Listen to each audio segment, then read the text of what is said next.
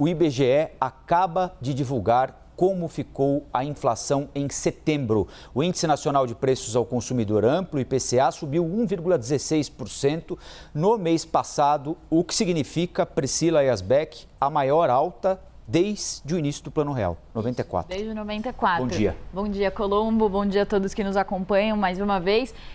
Essa inflação já era esperada, uma inflação alta para o mês de setembro, e só que ela ficou um pouquinho abaixo das expectativas do mercado. O mercado esperava uma alta de 1,25% para a inflação desse mês. Ou seja, traz um certo alívio, mas ainda assim a situação, a fotografia é muito ruim. A gente tem ainda uma inflação em 12 meses acima de 2 dígitos, então saiu há pouco o IPCA 15, que é aquela prévia da inflação, já tinha mostrado uma inflação acima de 2 dígitos, e aí agora o IPCA fechado do mês mostra que a inflação ficou em 10,25% em 12 meses, e isso mostra que a gente continua com uma inflação ainda muito elevada. Também houve uma aceleração sobre o dado do mês anterior, então em agosto a inflação estava em 0,87, agora passa para 1,25. E aí, mais uma vez, os destaques foram os preços da energia elétrica, então passou a vigorar em setembro a bandeira escassez hídrica, que é aquela que coloca uma taxa extra na conta de luz de mais de R$14,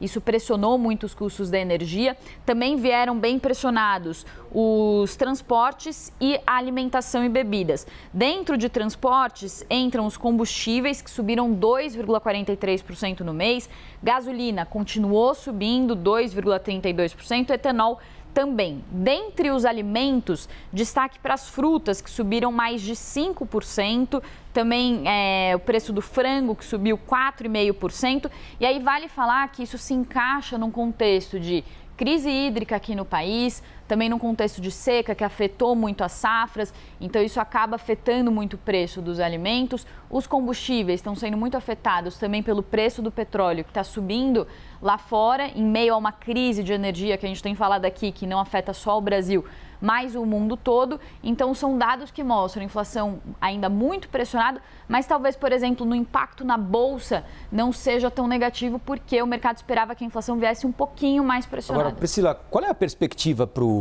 curto e para o médio prazos? Porque nós vamos ter de atravessar, está começando, né, o período de chuvas agora, ou seja, a crise hídrica não vai se resolver em pouco tempo, o dólar está subindo, não há sinais de que essa pressão ceda, o mercado internacional de petróleo também muito pressionado, crise de energia no mundo todo. Agora há pouquinho a gente conversou com o Roberto Dalmas, economista, falando sobre eventualmente uma pressão nos alimentos no ano que vem, por causa de questões absolutamente fora do nosso controle aqui. Energia elétrica também tende a ficar subindo. Há alguma perspectiva de, por exemplo, com o aumento da taxa de juros, conseguir algum controle mínimo da inflação nos próximos meses ou não?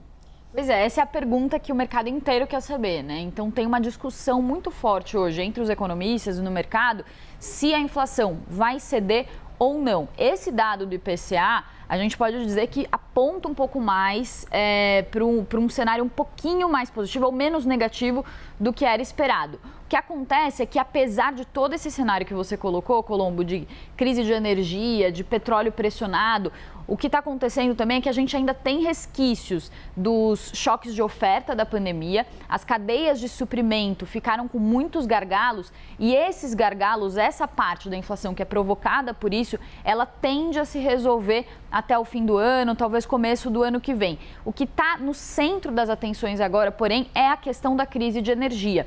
Então, esses gargalos, por exemplo, de matérias-primas para a indústria, as máquinas, por exemplo, na pandemia, elas pararam de funcionar. Para elas voltarem a funcionar, isso leva um tempo. Então, essa parte da inflação que é provocada por esses choques, por esses gargalos, isso tende a se resolver. O que o mundo inteiro está de olho nesse momento é a questão da energia. A gente teve um bom sinal nessa semana, que foi a Rússia dizendo que vai fornecer gás para a Europa e, com isso, vai estabilizar os preços da energia na Europa. Isso afeta o mundo inteiro, porque nós estamos num mundo globalizado, então se falta energia num país, isso acaba afetando os preços para outro país, afeta o petróleo, afeta a nossa gasolina aqui. Então essa é a grande preocupação do mercado agora, até porque chega o inverno no hemisfério norte, e com o inverno no hemisfério norte o consumo de energia aumenta. Então, o que eu diria, assim, resumindo, é que o cenário ainda continua muito negativo, ainda continua um cenário de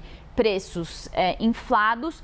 Porém, existem alguns fatores também que têm que ser monitorados no sentido de que as ofertas começam a se ajustar um pouco mais. Então, essa demanda acima da oferta tende a se ajustar um pouco mais também daqui para frente.